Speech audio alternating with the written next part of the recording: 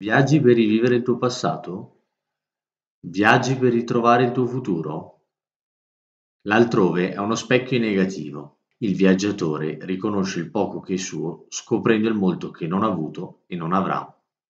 Hoy en día estamos aquí con Marco Macote, entrenador que había vivido muchas experiencias a lo largo de su vida. Había empezado como entrenador de los juveniles del Atlético de Madrid, pero después había tomado la decisión de vivir experiencias afuera de España, en particular en Malasia, en Arabia e en Chipre.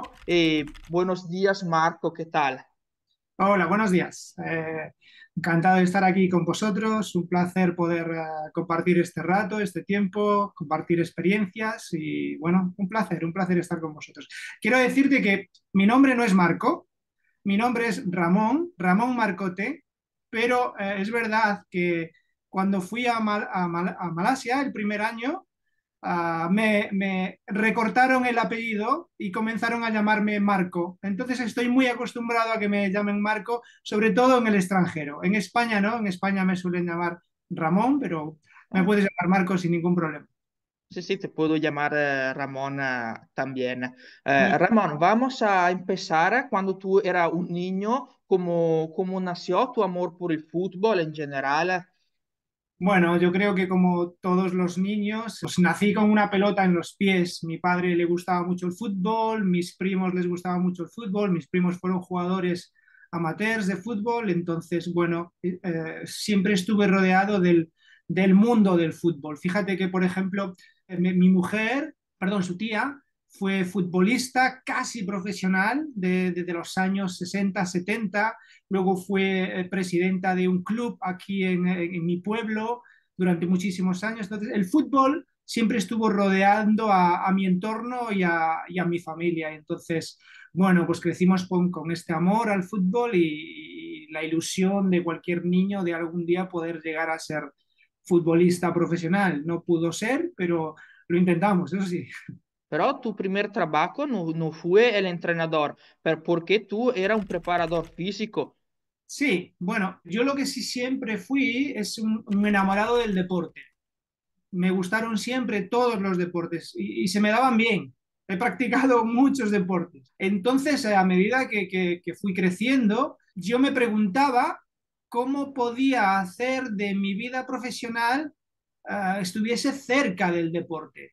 Entonces, como me gustaba mucho la clase de educación física en el colegio, recuerdo que un día le pregunté a mi profesora de educación física, ¿cómo puedo hacer esta profesión? ¿Cómo puedo llegar a ser profesor de educación física? Y ella fue la que me explicó que podía acceder a la universidad, a estudiar la carrera de ciencias del deporte, y por ahí comenzó mi relación con el mundo de la preparación física. Mi primera idea era ser profesor de educación física, pero claro, el hecho de estudiar la licenciatura en educación física, pues me dio también la oportunidad de poder trabajar en el mundo del fútbol como preparador físico.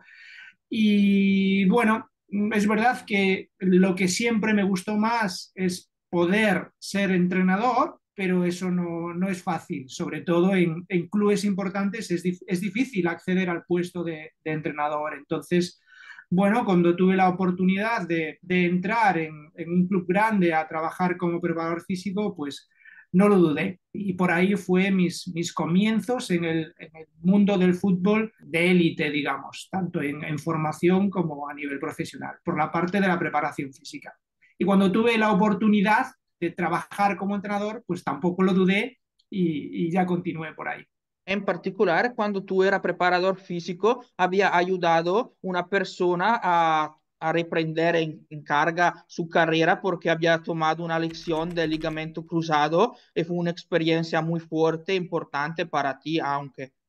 Sí, bueno, yo en el Atlético de Madrid estuve muchos años, si no recuerdo mal, 10 o 11. Entonces, allí desarrollé muchas funciones.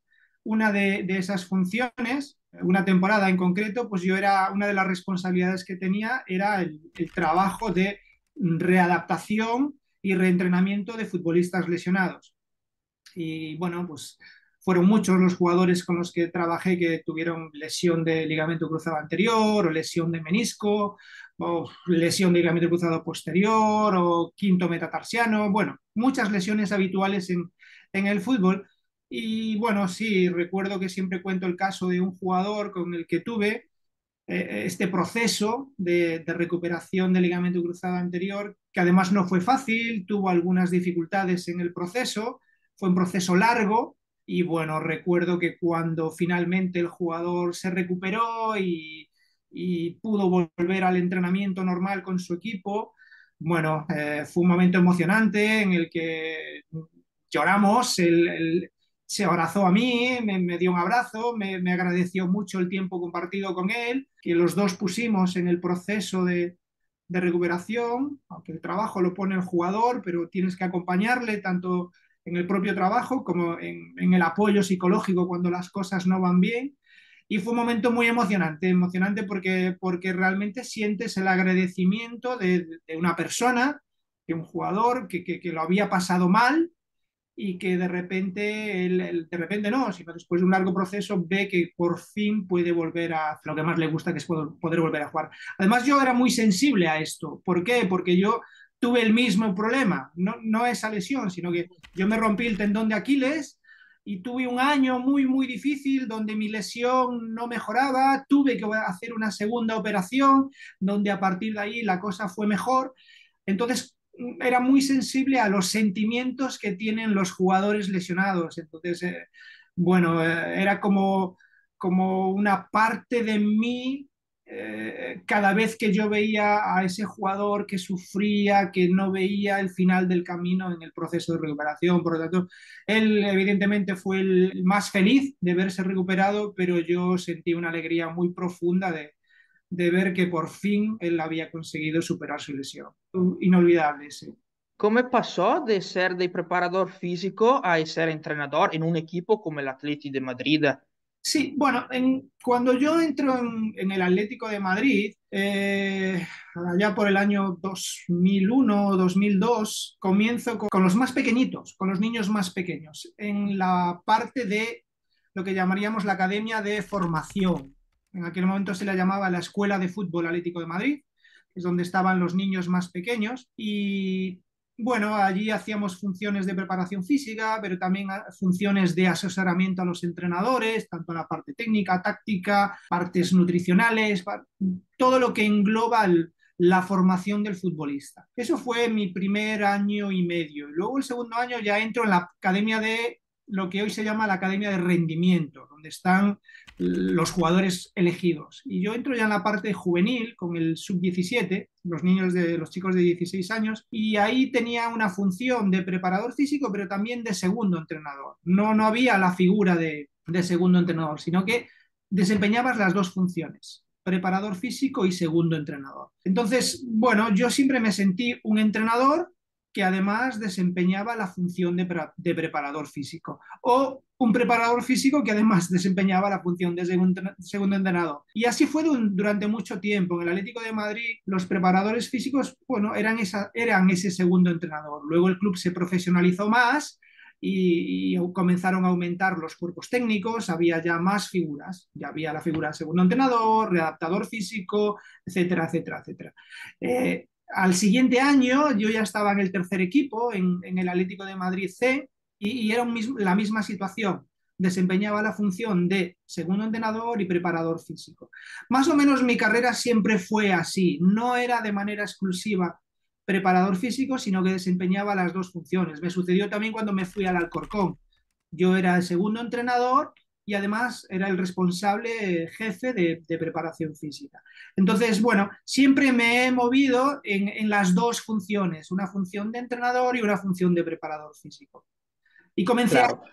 y llega un momento en la vida en la que ya tengo la oportunidad de ser únicamente primer entrenador. Y bueno, a partir de que eso sucedió, pues he tenido la suerte de poder seguir ejerciendo de primer entrenador o de entrenador asistente, aunque es verdad que en el camino también he desempeñado la función de preparador físico en algún equipo, pues porque me interesaba la oferta o porque me interesaba el equipo, porque me interesaba la función en ese momento. Hoy en día siempre muchos entrenadores de los juveniles van a intentar de hacer su propia carrera, en particular ganando los partidos o los trofeos, pero siempre menos son educadores que van a privilegiar el hecho de va a formar un chico en un hombre, van a poner más el aspecto táctico que el aspecto humano.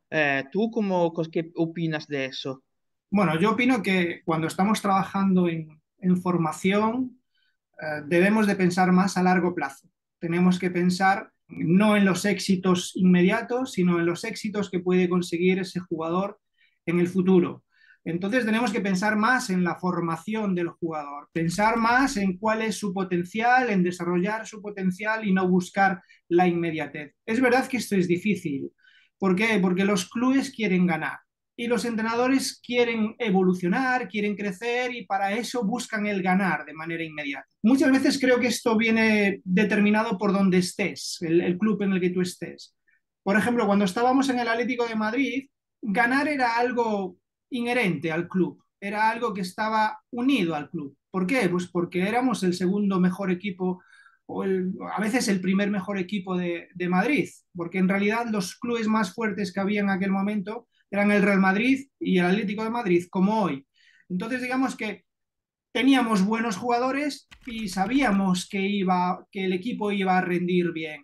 Lo importante entonces era centrarse en formarlos bien. En cambio, clubes más pequeños, para poder conseguir las victorias, a veces descuidan la parte de formación y buscan el rendimiento inmediato. ¿Cómo lo hacen? Pues cogiendo jugadores de último año siempre, jugadores más grandes, jugadores más fuertes, que les pueden dar un rendimiento inmediato. Y se olvidan a lo mejor de jugadores con más potencial, pero que a lo mejor a nivel físico todavía no están totalmente desarrollados o que a nivel técnico todavía no han acabado de exponer su mejor performance o que todavía no acaban de entender el juego todo lo bien que van a poder hacerlo. Creo que es un error pensar en el rendimiento inmediato, creo que es un error pensar en la victoria inmediata, pero entiendo que algunos clubes para sostener su escuela o que puedan continuar teniendo muchos jugadores que quieran apuntarse a su escuela, pues vendan la victoria. Evidentemente creo que lo importante es que los clubes y los entrenadores se centren en la formación del jugador, que los formen bien. Normalmente cuando tú haces bien este trabajo, la victoria llega, porque un jugador bien formado suele rendir mejor. Quizás no a corto plazo, pero sí a medio plazo y a largo plazo. Deberíamos de centrarnos, creo que un aspecto importante para que esto suceda es que los clubes seleccionen bien el tipo de entrenador, educador que contratan. Si tú realmente quieres formar jugadores, debes de contratar a educadores, a formadores, a entrenadores que realmente quieran estar en esas categorías y quieran ayudar a desarrollar el talento de los jugadores. Si tú lo que quieres es competir y conseguir victorias inmediatas, pues es sencillo, contratas a un entrenador que quiere buscar victorias y entonces tendrás que también buscar los jugadores que te den victorias inmediatas. Pero creo que esto no debería de ser el camino, sobre todo en formación. Para mí es muy importante que los clubes y los entrenadores se centren en el desarrollo del jugador, que realmente el jugador cuando ya tenga 17, 18, 16 años esté bien preparado. ¿Para qué? Para poder ser capaz de optar a llegar a cotas más altas, de poder llegar a poder jugar en categorías y clubes más importantes. Yo creo que esto es lo que hacemos la mayoría de los entrenadores en los clubes profesionales. ¿Por qué? Porque solemos poder elegir buenos jugadores y nuestro objetivo es que esos jugadores maximicen su potencial. Yo entiendo que los clubes grandes tienen este tipo de personas, gente muy formada que entiende muy bien cuál es el momento del jugador y qué es lo que tienen que hacer con ellos. En los clubes más amateur o menos profesionales, a veces, pues bueno, esta idea se distorsiona y claro, los clubes quieren estar cerca de la victoria y a veces estar cerca de la victoria no está unido a una buena formación. Otras veces sí. Es que depende mucho de la filosofía que tenga cada club y también los entrenadores que firman los clubes. Ahora vamos a hablar más sobre tus experiencias en el extranjero, en particular en Malasia. ¿Cómo surgió esta oportunidad en un país tan lejano de España y cómo fue tu adaptación en el primer momento? Bueno, fue algo curioso, la verdad. Pues yo acababa de terminar mi contrato, mi relación con el Alcorcón y bueno, estaba en la universidad haciendo el doctorado y recuerdo una llamada de un ex compañero del Atlético de Madrid, un entrenador que estuvo en el Atlético de Madrid y que también estuvo en el Real Madrid y que me dice que tiene la oportunidad de ir a trabajar a Malasia como primer entrenador y que, bueno, que el club le dice que quiere que él presente varios candidatos para ser asistentes y también que lleven la parte de preparación física. Entonces este entrenador pues me llama y me dice, oye, ¿te podría interesar esto? Y le digo, bueno, sí, si la oferta es lo suficientemente buena para hacer este movimiento, que es muy lejos, es a la otra punta del mundo, entonces sí. Y bueno, me dice, mira, yo me están pidiendo que dé 5 o 6 nombres y el club elegirá. Doy tu nombre, doy tu perfil, tu currículum. Y le digo, sí, dalo, ya veremos lo que pasa. Y bueno, pasan muchos meses y no tengo noticias, yo ya me había olvidado de esta opción y bueno, hay un día que este compañero me vuelve a llamar y me dice, oye, que te vas a Malasia. Y le digo, ¿cómo que me voy a Malasia? Y le digo, sí, sí, que te vas a Malasia. Y le digo, no, ¿será que nos vamos? Me dice, no, no, al final te han elegido a ti. Y digo, ¿cómo que me han elegido a mí si tú has sido el que me has propuesto? Y me dice, sí, pero es que ellos tenían previsto contratar a un primer entrenador y a un segundo entrenador que llevase la preparación física, pero finalmente solo quieren contratar un segundo entrenador porque el entrenador que está allí ahora está obteniendo buenos resultados. Más o menos esta fue la historia. Entonces yo le digo, no, yo no me voy. Si tú no te vas, yo no me voy. Y le digo, ¿cómo no te vas a ir? La oferta es buena, tal. Digo, no, venga, yo no, esta aventura no quiero. Y bueno, finalmente me vuelve a llamar y me convence, mira, le voy a dar tu teléfono a esta gente y hablas con ellos. Y bueno, comenzamos a hablar, me presentaron el proyecto, me presentaron la oferta y estuvimos como, no sé, 7, 10 días hablando. Y bueno, hasta que recuerdo un día que mi mujer me dijo, oye, no pierdes nada, inténtalo, ve y si te gusta, te quedas y si no te gusta, pues te vuelves y ya está. Y así fue, pues bueno, me fui para allá, estuve 10 días. Al principio no me gustaba nada lo que veía, era todo muy nuevo, un país totalmente diferente, una cultura totalmente diferente. Me parecía difícil la adaptación. Pero bueno, yo recuerdo que llamé a mi mujer desde Malasia y le dije, mira, me vuelvo a casa, no me quiero quedar aquí, no he firmado todavía, entonces me vuelvo a casa. Y ella me dijo, ¿por qué no te quedas? Prueba 3 meses y si ves que no eres capaz de adaptarte, pues te vuelves y ya está. Y así fue. Realmente me convenció mi mujer de que me quedase allí. Y la adaptación al principio fue difícil porque bueno, todo era diferente, ¿no? Un país con una religión diferente, con una cultura totalmente diferente, con una gastronomía, las comidas totalmente diferentes, horarios totalmente diferentes, un clima caluroso, húmedo. Bueno, era todo un poco complicado y por encima, a principio del campeonato las cosas no iban bien. Muchas presiones porque era un club profesional que había sido campeón en la primera división de Malasia y que llevaba 7 años en segunda división y llevaban ya varios años intentando subir y no lo conseguían. Entonces había mucha presión. Y bueno, la adaptación al principio fue difícil, pero las cosas fueron mejorando y a final de temporada pues salió todo muy bien. Quedamos campeones, subimos a primera división, llegamos a la final de la Copa de Malasia, jugamos esta final con 100.000 personas en el estadio. Fue realmente apasionante. Fue un año realmente, bueno, que yo no olvidaré nunca. Fíjate que yo me traje este recuerdo de allá, esta camiseta, fue Wow. la camiseta de ese club, el que da Darul Laman. Ahora han cambiado el escudo, pero bueno, yo a esta camiseta le tengo un cariño especial porque fue mi primera experiencia en el extranjero con todas las dificultades que eso supone. Además, yo acababa de ser padre, tenía un niño de 1 año. Fíjate, recuerdo en el contrato una de las cláusulas que conseguí poner, porque yo me fui para allá a finales de noviembre del 2014 y mi hijo cumplía 1 año a finales de diciembre y les dije, yo no me puedo perder el primer cumpleaños de mi hijo. Y una de las cláusulas que puse es que yo podría venir al primer cumpleaños de mi hijo a España. Y lo aceptaron, lo aceptaron. Y bueno, aproveché, ya pasé las navidades aquí. Y bueno, cuando vi que aceptaron eso, dije, ostras, realmente ellos han puesto interés en mí. Y bueno, por eso decidí finalmente quedarme con el apoyo de mi mujer, con el impulso de mi mujer. Y bueno, fue todo muy bien. Y le tengo mucho cariño a ese club. Fíjate, luego volví a ese club en el 2017-18. 17, sí, Volví a traer el exacto. recuerdo las dos camisetas están firmadas por los jugadores y le tengo mucho, mucho cariño a ese club. Fue algo, bueno, inolvidable para mí, una parte de mi vida inolvidable en ese club.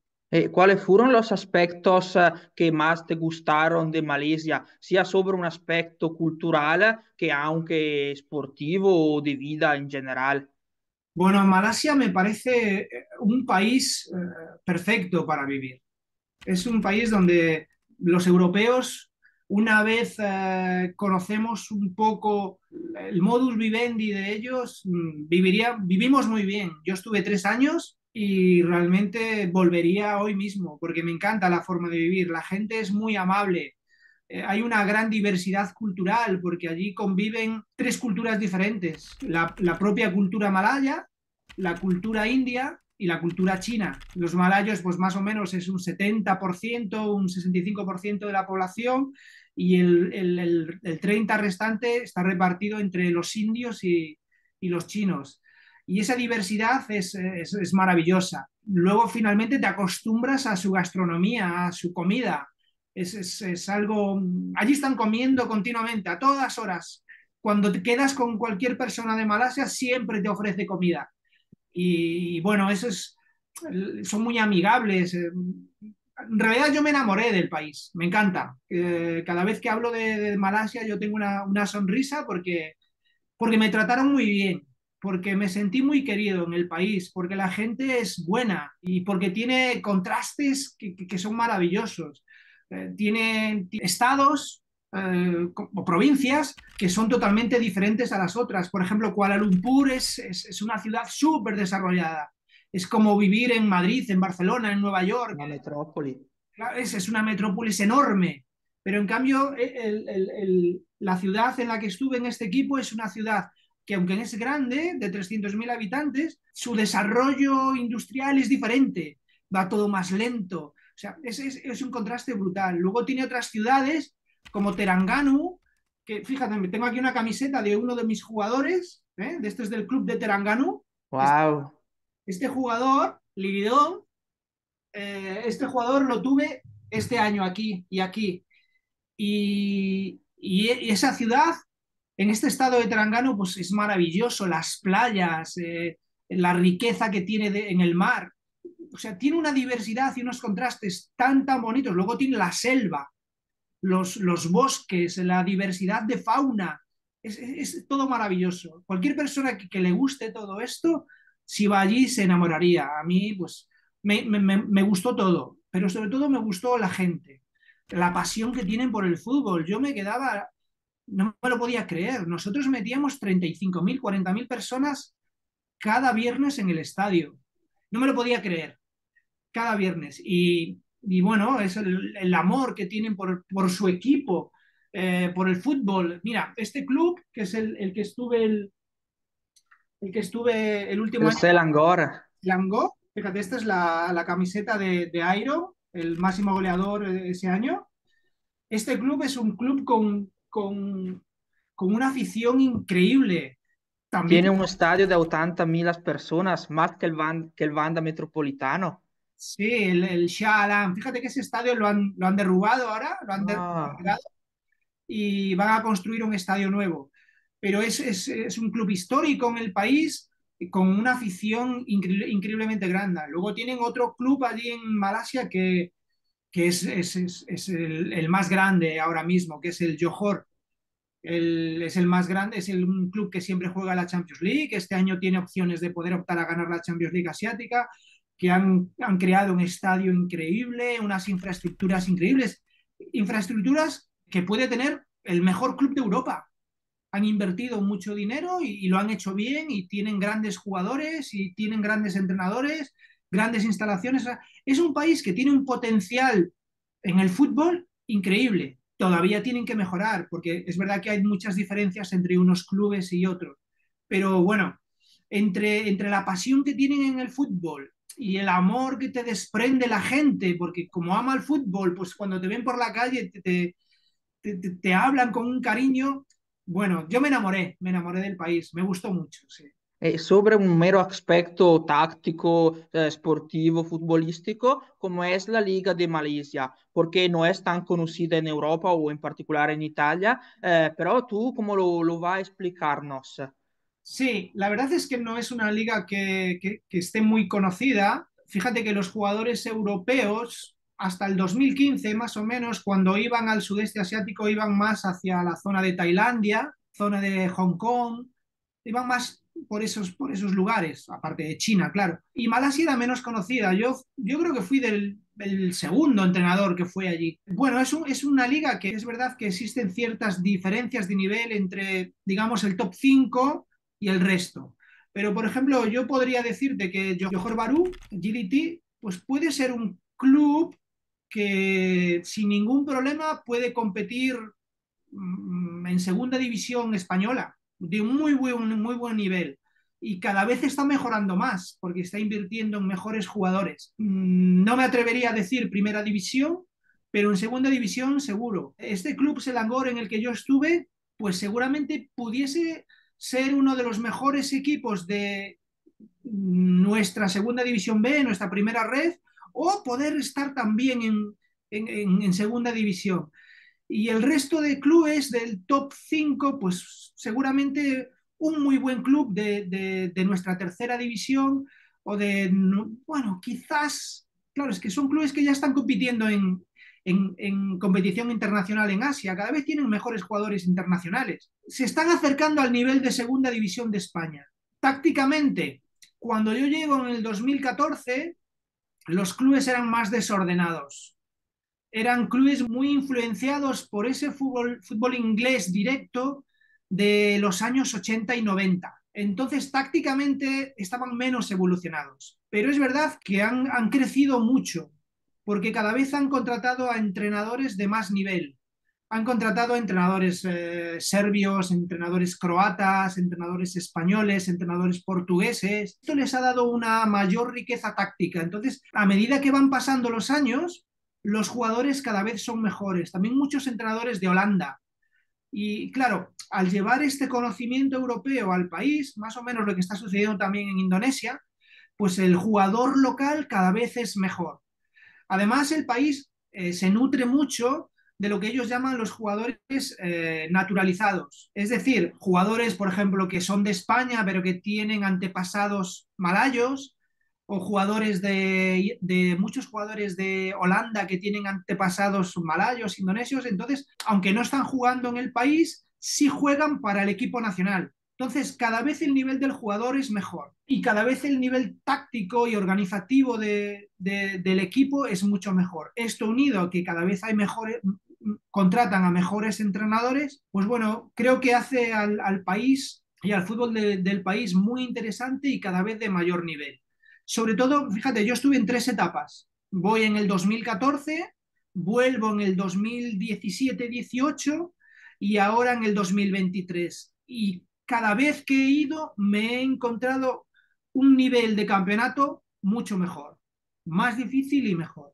Entonces, me parece un fútbol muy interesante, me parece un fútbol donde los entrenadores jóvenes, los entrenadores que no están teniendo oportunidad en Europa de acceder a categorías profesionales, donde uno puede demostrar su talento como entrenador, su pasión como entrenador y afrontar las dificultades que te propone cualquier club profesional, porque cuando llegas allí te van a exigir resultados y rendimiento. Y en mi caso, la mayoría de las veces me han exigido un tipo de juego en particular, porque como el primer año que estuve, nuestro equipo jugaba muy bien al fútbol, ellos lo llamaban el tiki-taka. Es, bueno, si recuerdas, ese fue un término Sí, por el Barça de Guardiola. que se puso por el Barça y los entrenadores de mi edad estamos muy influenciados por ese Barcelona, también por aquel Real Madrid de los Galácticos que jugaba muy bien al fútbol y por la selección española del 2008, 2012, 2010, 2012, Yes. que jugaba muy bien al fútbol. Entonces, los entrenadores de mi edad tratamos de llevar ese estilo de juego combinativo allí a donde vamos. Y la verdad es que salió muy bien, conseguimos jugar bien al fútbol y jugar sobre todo bonito al fútbol, porque conseguíamos las dos cosas, conseguíamos atacar bien, conseguíamos defender bien, conseguíamos resultados. Entonces, como el primer año sucedió eso, la siguiente vez que voy, la gente también esperaba eso y no es tan fácil conseguirlo porque los rivales también se preparan, los rivales ya te conocen y los rivales tratan de tener mejores jugadores. Y este último año que estuve, en 2023, lo mismo, tienen esa expectativa de esa forma de jugar. Fue bastante bien, quedamos segundos en el campeonato, conseguimos la clasificación a la Champions League 2, lo que ellos llaman la Champions League 2. Si sabes, en Asia hay dos Champions League. Sí, dos, Hay una más fuerte y una más de bajo nivel. élite que solo van los campeones y la Champions League 2, que en este caso fuimos nosotros. Claro, pero bueno, a ti como entrenador te permite decir, oh, quiero hacer esto y claro, tienes que ver si tienes los jugadores para desarrollar ese tipo de fútbol y esas ideas que tú tienes y si no, adaptarte. Los entrenadores tenemos que ser inteligentes. Si tenemos ese tipo de jugadores, pues vamos a ello y si no, tenemos que adaptarnos para conseguir que el equipo compita. Pero bueno, me parece un lugar súper ideal para que aquellos entrenadores que no acaban de conseguir, yo que sé, entrenadores que no consiguen llegar a la Serie B o a la Serie A, quieren ya dar un paso más. Ya no quiero estar en la Serie C. Bueno, pues puede intentar el fútbol profesional en Asia, en el sudeste asiático, y es una experiencia realmente que te pone a prueba, ¿no? Ponerte a prueba a ti mismo de lo que eres capaz. Oye, si soy capaz de hacerlo bien en este país que es tan diferente culturalmente, que es tan diferente en todo, seguramente cuando tenga la oportunidad en mi país también podré. Bueno, más o menos es como yo lo veo, como yo me lo planteé siempre y bueno, realmente yo mis 3 años allí realmente los considero de éxito. En uno porque ganamos el campeonato, llegamos a la final de la Copa de Malasia. En este último porque conseguimos el objetivo, que era clasificar al equipo a la Champions League. Y ese año intermedio donde deportivamente no fue tan bien, pero me sirvió para un crecimiento personal muy importante porque tuve que afrontar dificultades que no había afrontado nunca y me hizo crecer como persona, me hizo crecer como profesional, me hizo crecer como entrenador, porque me hizo aprender que no siempre las cosas van a ir bien y conseguí superar ese bache y creo que me siento ahora más preparado para nuevos retos, incluso retos más complicados y más difíciles. Sí, fue una escuela muy importante para tu formación en general. Sí, porque en realidad los años en el Atlético de Madrid estás en un club grande, estás en un club que tiene buenas instalaciones, buenos jugadores, todos son buenos profesionales. Entonces normalmente ganas, vives en una burbuja y la realidad del fútbol es cuando sales de los grandes clubes. El que está en el Milan normalmente gana, el que está en la Juve normalmente gana, el que está en el Barça normalmente gana, el que está en el Atleti también. Claro, pero cuando estás en el, yo qué sé, en el Como, pues no. Cuando estás en el Córdoba, pues tampoco. Tienes que, es otra vida totalmente diferente y tienes que ser fuerte, tienes que saber que ahora te toca luchar con otras armas. Cuando luchas con las mejores armas, todo es más fácil. Cuando tienes que luchar con otro tipo de armas que tienes que conseguir, oye, no son tan buenas como las del rival, pero con esto tengo que intentar ganar. Y esto es lo que realmente yo creo que nos hace crecer como personas, como entrenadores, y nos hace ser más fuertes, no solo en el fútbol, yo creo que en la vida. Entre tus experiencias en Malasia, está una en la Liga de Saudi Arabia, pero en Al Hilal, que ahora es conocido porque había jugado Neymar algunos años, pero tú no eras el entrenador del primer equipo, pero tú habías tomado la decisión de retornar a los juveniles. ¿Cómo fue esta experiencia tan diferente? Porque entrenar los juveniles en Arabia Saudita no conoce ninguno que lo había hecho. Sí, mira, os he puesto aquí la camiseta de ese año, era una camiseta muy bonita de Al Hilal. Bueno, en realidad la decisión de volver a entrenar juveniles, categorías inferiores, sí venía de que yo hubo ahí un parón de 2 años como consecuencia del COVID en el que yo no estuve entrenando y entonces, bueno, era difícil volver a encontrar un equipo profesional después de 2 años sin entrenar. Y bueno, surgió la posibilidad de unirme al Hilal en sus equipos de formación. Era una buena oportunidad porque realmente es unirte al mejor club de Asia, porque es el club con más Champions League en Asia, es un club con muy buenas instalaciones, con una historia increíble en toda Asia. Y bueno, ciertamente un poco desconocido, porque en aquel momento no había grandes nombres como Neymar o como Cristiano en Al Nasser, que es el vecino. Podemos decir que Al Hilal y Al Nasser es como Atlético de Madrid y Real Madrid, son vecinos. Y mi decisión es decir, oye, pues bueno, trabajé muchos años en el fútbol de formación y hay un club, no lo había probado, lo de estar en formación en Asia y me llamó mucho la atención. Y bueno, para allí me fui, fue una experiencia realmente buena en un país totalmente diferente, bueno, con la cultura árabe, con su forma de vivir, en una ciudad muy importante también, como Riyadh, es una ciudad es una business city, es una ciudad de negocios muy importante, bueno, en la que se vive muy bien. Y bueno, la decisión fue eso, digo, bueno, pues voy a intentar esto y así puedo reengancharme de nuevo al fútbol. Me hubiera gustado estar más tiempo, pero bueno, no pudo ser. Es verdad que en formación Al Hilal cambia muy a menudo de entrenadores. Yo creo que tienen una política de que sus jugadores experimenten con muchos entrenadores diferentes, brasileños, portugueses, españoles, croatas, franceses, para darles una riqueza de metodologías a los jugadores.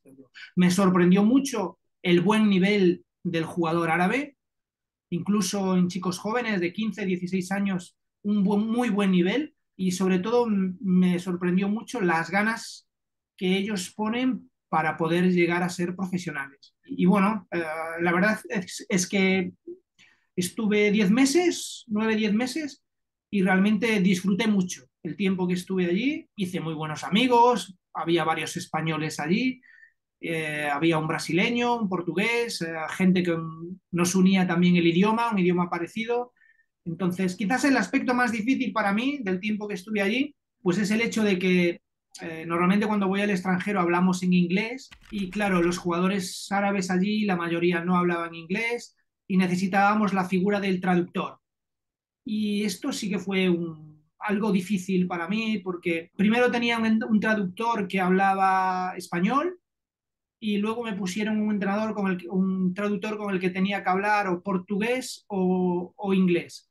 Entonces, al principio, pues fue un poquito mejor porque el traductor, primero que hablaba español, hablaba muy bien español y entonces el mensaje llegaba más claro, más nítido a los jugadores. Luego fue un poquito más difícil. Esa figura intermedia del traductor creo que dificulta un poco el proceso de comunicación entre el jugador y el entrenador. Pero bueno, también fue un aprendizaje para mí. La próxima vez que yo tenga que vivir una experiencia con traductor, seguramente lo pueda hacer mucho mejor y sepa entenderlo mejor.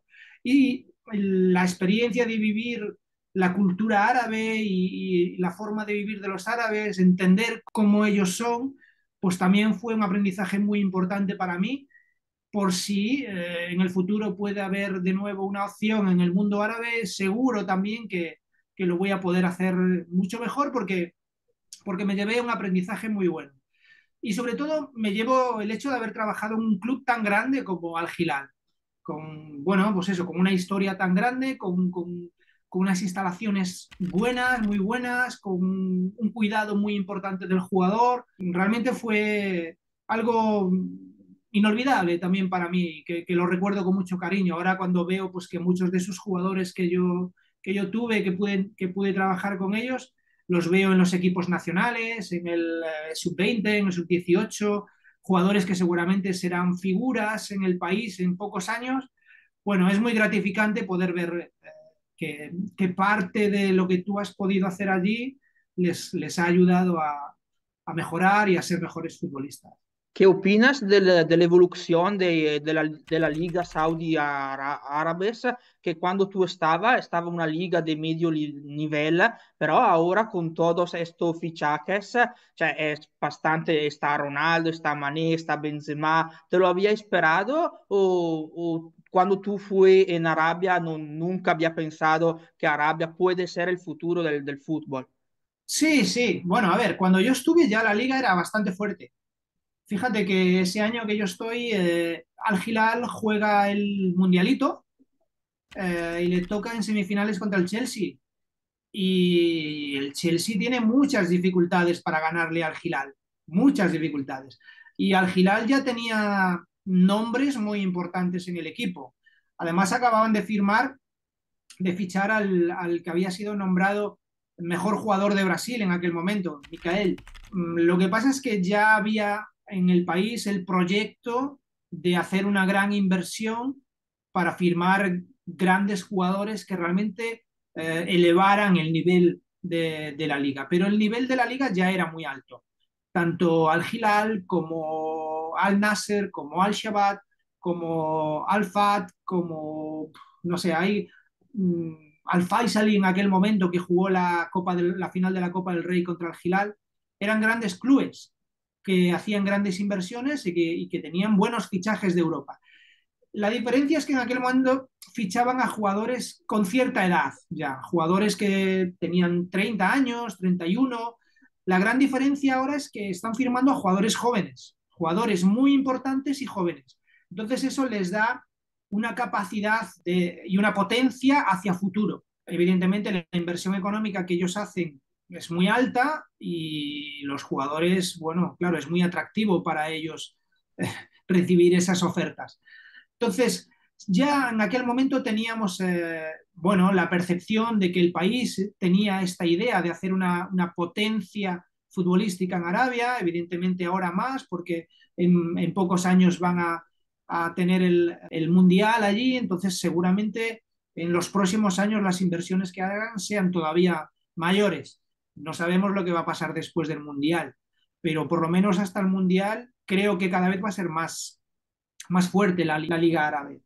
Pero bueno, ya te digo, en esos años han firmado el 2022, cuando yo estoy allí, pues Al Hilal tenía un entrenador portugués con gran nombre, Itihad también tenía a Cosmin Contra. Bueno, fíjate, en los siguientes años han ido llegando entrenadores de alto nivel y jugadores de alto nivel. A mí me parece un país muy interesante a nivel futbolístico, no solo porque tiene la capacidad de firmar a jugadores del más alto nivel, a nivel europeo y a nivel mundial, sino también porque el jugador local es de un gran nivel. A mí me sorprendió mucho el nivel técnico del jugador árabe. Me parece que es un jugador que pueden exportar, que podrían, sus jugadores tienen jugadores que podrían jugar en ligas europeas de alto nivel. Claro, lo que es difícil es que ellos salgan de allí porque a nivel económico están muy bien pagados en el país, entonces creo que no se lo plantean el hecho de salir, yo que sé, a jugar a la Premier League o a jugar a la Liga Española o a la Liga Francesa o la Liga Italiana. ¿Por qué? Pues porque posiblemente las ofertas que pudiesen recibir de estas ligas no mejorarían sus contratos. Pero bueno, ya te digo, quizás la diferencia entre Arabia y otras ligas del sudeste asiático es que el nivel del jugador local, del jugador árabe, es muy alto. No hay más que ver el papel, el nivel de los jugadores que vimos en el Mundial con Arabia. Una capacidad de competir contra las mejores selecciones del mundo y bueno, y creo que el hecho de que ellos también estén invirtiendo en la base, en llevar a entrenadores del más alto nivel de Italia, de Francia, de España, de Portugal, eso influye mucho también en que los jugadores cada vez estén mejor formados. Y esto también repercute en que el entrenador local que trabaja con entrenadores europeos y sudamericanos cada vez sea mejor también. Y posiblemente en el futuro veremos grandes entrenadores también en Saudi Arabia. Me parece que es un país que a nivel de futbolístico tiene mucho potencial y cada vez la calidad de vida es mejor, que se está abriendo más en sus leyes, en sus restricciones y bueno, posiblemente sea un país que dentro de poco podremos visitar a nivel turístico porque están haciendo grandes inversiones en este sentido también. Para ser un país, pues, como por ejemplo podemos ver en Emiratos Árabes o podemos ver en otros países del mundo árabe que sí que se han abierto al mundo, ¿no? Y bueno, Arabia está dando también pasos en este sentido y bueno, me parece fenomenal que en Asia haya por fin un gran campeonato, porque parece que desde Europa nunca mirábamos a Asia y ahora sí miramos a Asia. Y bueno, eso me parece increíble. Hay otros campeonatos interesantes, por ejemplo, el campeonato de Japón es un campeonato de muy alto nivel, pero Japón sí que ha dado un paso adelante, que es que ellos sí que exportan jugadores. Tenemos jugadores japoneses en la Premier League, en la Liga Española y, si no me equivoco, en Italia creo que también hay algún jugador japonés. Sí, estaba algunos como Tomiyasu, Yoshida, algunos estaban. ¿Por qué? Porque es un jugador de alto nivel y que puede aportar al fútbol europeo. Quizás el paso que tiene que dar Arabia es ese, a exportar jugadores bueno, a lo que sigue siendo los mejores campeonatos del mundo, que todo Italia, Francia, España, Inglaterra y Alemania. Me gustaba aunque saber si un chico desde España o un chico desde Arabia muy joven son muchos diferentes, por ejemplo, por la cultura, la religión, o cuando tú vas a entrenar, cioè, son bastante similares. Cioè, no notas tantas la diferencia entre estas dos personas, una desde España y una desde Asia. Bueno, sí, claro, hay diferencias. Hay diferencias porque su propia cultura provoca diferencias, la religión provoca diferencias, pero la realidad es que los chicos jóvenes hoy en día tienen redes sociales, tienen comunicación con el mundo. Ellos conocen todo de nosotros, de Europa, y claro, lo que pasa es que siguen manteniendo un profundo respeto a su cultura y a su religión. Entonces, bueno, hay cosas que a nosotros nos chocan un poquito más, pero no dejan de ser chicos normales que les ha tocado nacer en esa parte del mundo y por lo tanto tienen la influencia de su cultura y de su religión. Pero la relación que mantienes con ellos es una relación normal, es una relación basada en lo que nos une, que es el fútbol. Y el fútbol es universal, no hay grandes diferencias. Ellos aman el fútbol, les encanta los jugadores europeos, pero también siguen mucho los campeonatos de su país y tienen ídolos y bueno, realmente son como nosotros, pero no los conocíamos. Pero está la parte cultural. Por ejemplo, a mí pues me llamaba mucho la atención cuando pues, a mitad de entrenamiento pues teníamos que detener el entrenamiento porque llegaba un momento en el que era obligatorio un rezo. Claro, son muy respetuosos con esos aspectos y nosotros, los entrenadores que vamos a esos países, tenemos que ser muy respetuosos con todo esto porque los que nos tenemos que adaptar somos nosotros a ellos.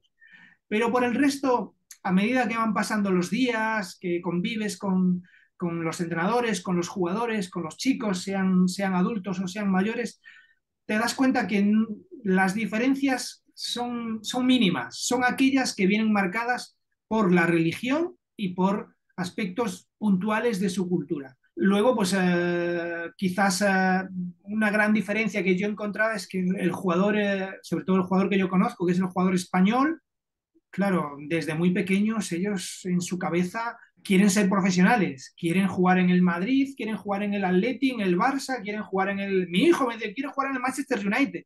Digo, ¿por qué quieres jugar tú en el Manchester United? Pues bueno, porque cuando él empezó a seguir fútbol, pues allí estaba Cristiano Ronaldo y estaba enamorado de Cristiano Ronaldo. Y claro, yo cuando era pequeño nunca pensaba en el Manchester United, yo pensaba en los equipos españoles. Y en cambio, el jugador asiático no percibí que tuviesen ese hambre por el fútbol europeo. Sí quieren ser jugadores profesionales de fútbol, pero en su país. Yo creo que esto va a ir cambiando poco a poco. ¿Por qué? Pues porque cada vez ya en los últimos 10, 15 años, pues cada vez más los equipos españoles, sobre todo los ingleses, que tienen un gran mercado en Asia, van mucho a estos países, entonces se enamoran de los jugadores profesionales europeos y posiblemente ya comiencen a tener ese sueño de poder algún día jugar en Europa, que es el sueño que cualquier niño que, ame el fútbol debe de tener. Luego ya veremos si tienes el potencial, si tienes el nivel para llegar a ser futbolista, pero creo que no debemos de quitar nunca a ningún niño la ilusión de soñar con poder ser futbolista y ser futbolista profesional de un gran club. Pero sí, algunas diferencias, pero en lo que es en el aspecto futbolístico, en la parte del día a día, solo las relacionadas con la cultura y con la religión. Otra tu experiencia de vida fue en Chipre, pero no en Chipre como todos lo conocemos, pero en Chipre del Norte, que está bajo de control de Turquía y no es reconocido a nivel internacional. ¿Cómo fue esta experiencia, que es bastante particular? Es porque en Chipre del Norte ninguno conoce equipos, no se sabe si está un campeonato. Cuéntanos un poco. Bueno, mi experiencia en Chipre fue breve, estuve poco tiempo. Estuve poco tiempo porque, bueno, realmente no sé por qué, porque me iba bien. Nosotros habíamos jugado 5 partidos, habíamos ganado 4, habíamos empatado uno.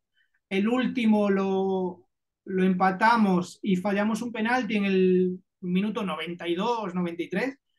Y después de ese partido, pues la dirección deportiva me comunicó que el propietario del club quería cambiar de entrenador. Nunca lo entendí, pero bueno, evidentemente no te queda otra que aceptarlo. Pero bueno, estuve allí unos meses y aunque el club en el que yo estaba, que era el Lénnico Sagna, sí, como tú dices, estaba en la parte más cercana a Turquía, controlada por Turquía. Bueno, sí, se percibía bastante la influencia de esto, pero en mi caso yo vivía en Lárnaca. Mi vida era en Lárnaca, que es en la costa, en la playa, en la zona más turística, y a unos 45 minutos tenía el campo de entrenamiento y el estadio. Realmente en el día a día no percibíamos mucho esta, no sé cómo decirlo, esta tensión, ¿no? Tensión entre el control turco y la otra parte. Pero sí la había, y cuando hablabas con los compañeros te hablaban un poco de la historia de esta situación. En los años 90 hubo una guerra por estos territorios y parece que esa situación todavía no está resuelta del todo.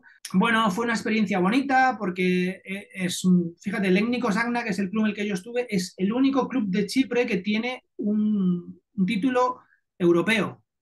Si tú recuerdas la competición que había hace unos años que se llamaba la Intertoto, Sí, Intertoto, la Intertoto, hasta el 2008. sí, pues el Lénnicos es el único club que tiene esto. Y bueno, esto le da cierta historia. Es un club que ahora mismo está en primera división, más o menos en la posición que suele estar, media tabla. Es un club familiar, es un club que lo controla una familia, tiene varios propietarios, lo controlan, lo dirigen, lo gestionan con un estadio pequeño de entre 7 y 10 mil personas, donde todo se resuelve de manera sencilla, hablando. Bueno, una experiencia buena en la parte personal, en la parte profesional no tan buena, porque nunca entendí por qué no continué o por qué decidieron que yo me fuera, pero lo recuerdo con mucho cariño, recuerdo a la gente con cariño. El tiempo de vida en Chipre fue maravilloso porque es una isla fantástica, es una isla para ir de vacaciones, para disfrutar mucho, con un clima maravilloso, tienen pasión por el fútbol, todo es realmente bueno. Me gustaría en el futuro poder volver a tener alguna oportunidad en Chipre porque la calidad de vida es buena y porque tienen un potencial también para seguir creciendo y para ser, hacer mejores resultados a nivel europeo. Cada vez están consiguiéndolo más. La cuestión que tú me preguntabas, yo no te puedo contar mucho sobre ese aspecto más político, porque no tengo mucho conocimiento de él, pero sí sobre todo lo que te decía antes, que cuando hablaba con compañeros me explicaban un poquito la situación y toda la historia que envolvía esa guerra que hubo en los años 90, esa invasión de territorio. Eso sí, bueno, me contaban que hay familias que estaban separadas, que no se podían ver, bueno, cosas de estas que se alejan un poco de la parte futbolística, que uno lo que hace es escuchar, entender un poquito la situación particular que allí se vivía, pero bueno, no la percibes. El día a día es una vida muy normal, una vida buena, en donde hay calidad de vida, hay diversión, Bueno, yo lo disfruté mucho también. Me gustó mucho la experiencia, pero fue corta. Me hubiera gustado que hubiese durado al menos un año, porque era una buena oportunidad para mí, el fútbol profesional a nivel europeo, en un campeonato ya muy interesante, pero bueno, no pudo ser. Última pregunta. De hecho, ¿cuál puede ser tu próxima etapa futbolística? ¿Te gustaría tornar en Malasia o estar en España, en Chipre? Si tú quieres, ¿dónde prefieres estar? Bueno, yo siempre tuve un deseo, que es poder entrenar en Europa. Y cuando digo Europa, también incluyo España, pero me atrae mucho Italia, muchísimo. Sé que es difícil, pero, por ejemplo, incluso categorías como la Serie C, estaría dispuesto porque sé que hay mucha afición también en la Serie C en Italia. Los clubes están bien organizados en la Serie C. Evidentemente la Serie B sería maravilloso, la Serie A ya sabemos que es imposible, por lo menos por ahora. Me atrae mucho Inglaterra, también en categorías de formación, en categorías como podría ser la segunda o la tercera división en Inglaterra, Alemania, un poco más o menos la situación de Italia, me encantaría también. Francia, todos estos países cercanos a España me atraen mucho, siempre ha sido un sueño para mí. Y luego también me atraen mucho las aventuras en Europa, pues quizás la posibilidad entrenar yo qué sé, en Letonia, en Lituania, este tipo de países me atraen mucho. Y luego otro tipo de aventuras que en alguna vez hubo alguna posibilidad, acercamiento, pues yo qué sé, Azerbaiyán, Uzbekistán, estos países me atraen mucho también. Y como tengo compañeros en Rusia, alguna vez he intentado ir para allá, a Rusia, sería interesante también la posibilidad de tener ese contraste. Y luego siempre está Asia, que quizás es donde estoy teniendo más oportunidades, ¿sí? Malasia es un país que me gusta y estaría dispuesto a volver siempre, pero me atrae mucho la posibilidad de que algún día llegue una oferta de la India, o que, pues mira, de la India, como donde está Óscar Brouzón, que habló contigo hace poco tiempo, Exacto. eh, me atrae esa posibilidad. Y luego hay países del sudeste asiático, pues como Tailandia, Vietnam, Indonesia, que está creciendo mucho a nivel futbolístico, también me gustaría mucho. Y luego hay una parte que llevo mucho tiempo intentando, que es la parte del mundo árabe, porque me gustó mucho la experiencia de Arabia Saudí y me gustaría probar, si no es en Arabia Saudí, o bien en Qatar o bien en Emiratos Árabes. Bahrein también puede ser una opción. Fíjate, creo que en Bahrein entrevistaste a Ángel, que hace, Exacto. creo que sigue, También. si no me equivoco, creo que sigue allí Ángel, ¿no? Ángel López. Sí, sí, Ángel López. Sí, creo que sigue allí. Es interesante también. Pero bueno, Emiratos me atrae mucho, Qatar me atrae mucho. En realidad, no me cierro a nada, pero es verdad que me gusta mucho Europa, me gusta mucho Alemania, Italia, Francia, Inglaterra. Sé que es muy difícil, es muy complicado, igual que es complicado en España.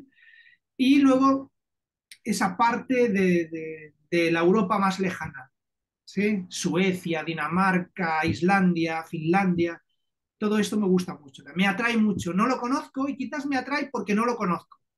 Quizás esa sensación de decir, quiero probar algo nuevo. Hace poco tuve una opción de poder ir a Malta y ¡buah! Dudé mucho, pero bueno, no, cuando dudo mucho, No, no te gustaba del todo. sí, claro, investigué un poco sobre Malta, es una isla preciosa, es una cultura mediterránea muy parecida a la nuestra, pero bueno, cuando dudo mucho, sé que voy a decir que no, ¿sabes? Y entonces cuando me llega algo y digo, ostras, esto sí, a lo mejor tardo en decidirme, pero ya en mi cabeza está que sí. Vamos, que después de haber trabajado en Arabia, en Chipre, en Malasia, en haber tenido estancias en Qatar, en Tailandia, digo, cualquier oferta o posibilidad que sea interesante para mí y para mi familia, seguro que, claro, que me gustaría España, sí, pero es complicado tener ¿cómo es el lema que tenéis vosotros? Nadie es profeta en su patria, ¿no? Claro, pues, Nessuno è profeta in patria in italiano.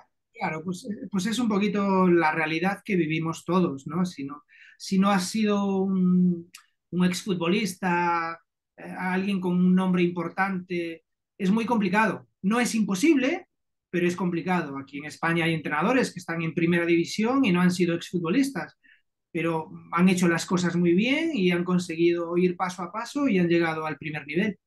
Y yo los admiro a todos ellos. Los admiro porque digo, jolín, con lo complicado que es, lo habéis conseguido. Pero la mayoría, para la mayoría no, es difícil. Y nos suelen llegar oportunidades en otros sitios. Y bueno, lo que tenemos que hacer es aprovechar la oportunidad donde nos llegue y bueno, y hacerlo lo mejor posible y seguir disfrutando del fútbol, porque el fútbol es maravilloso en cualquier sitio, porque no hace mucho puse un post en mis redes sociales, en Instagram, que decía, no importa mucho el barco que tú manejas, sino que lo que importa es el capitán que tú eres, porque tú tienes que ser lo mejor posible allí donde estés. Si tú eres el capitán del Real Madrid, tienes que ser lo mejor posible del Real Madrid. Pero si eres el capitán del Lécnico Sagna, pues tienes que intentar ser el mejor capitán posible también. Entonces, esa es mi filosofía, que no importa mucho dónde estés, sino que des lo mejor de ti mismo allí donde estés. Y bueno, yo trato de hacerlo. A veces sale bien, a veces sale mal. Esto es fútbol y ya sabemos que no hay nada escrito y a veces los resultados te acompañan y a veces no, pero bueno, el empeño lo ponemos y cada entrenador, cada persona que está en este mundo del fútbol trata de hacerlo lo mejor posible porque es nuestra pasión. Seguro que es tu pasión también, desde otro punto de vista, desde el punto de las entrevistas, desde el conocimiento del mundo de los entrenadores, de los jugadores, pero le pones pasión y por eso lo estás haciendo bien y tienes gente para hacer este canal, este trabajo. Y nosotros también intentamos hacerlo lo mejor posible para que nos lleguen nuevas oportunidades. En eso estoy, intentando que me llegue una nueva oportunidad. Muchas gracias, Ramón, por esta charla. Encantado y te voy a esperar los mejores para tu futuro. Te agradezco mucho también este rato, espero que haya sido bueno y que tengas mucho éxito en tu canal. Se desideri continuare a sintonizzarti assieme a noi su Frequenze Calcistiche Estere, supportaci con un bel like ed un'iscrizione al nostro canale.